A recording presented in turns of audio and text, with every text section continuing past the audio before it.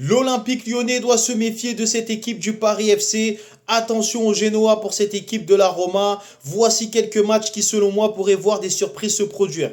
Et donc, on commence par le match de Lyon contre le Paris FC. Les Lyonnais, ces derniers temps, enchaînent les contre-performances face à une équipe du Paris FC qui est en plan d'urgence pour se maintenir en Ligue 1. On a pu le voir, Antoine Kombouaré est arrivé et a réussi à ramener une victoire pour cette équipe du Paris FC face à une équipe de Lyon qui, au contraire, elle, enchaîne les contre-performances. Donc aujourd'hui, je pense qu'on va avoir des réponses sur la capacité lyonnaise à reprendre sa marche en avant face à une équipe qui va jouer justement le tout pour le tout. Je pense que ça risque d'être un match un peu plus serré qu'on ne le pense. Les absences s'accumulent un petit peu côté lyonnais, même si du côté du Paris FC également, il y a pas mal d'absents. L'effectif en soi du Paris FC est assez qualitatif, pardon. On va pouvoir le voir avec la présence possiblement de Moses Simons par exemple, ou de Ciro Immobile, des joueurs d'expérience, des joueurs de qualité. Donc je pense qu'aujourd'hui, ça peut faire la différence. Donc je vais simplement partir sur les deux équipes qui marquent, mais attention à cette équipe du Paris FC pour l'Olympique Lyonnais. On enchaîne avec le match du Genoa contre l'AS Roma.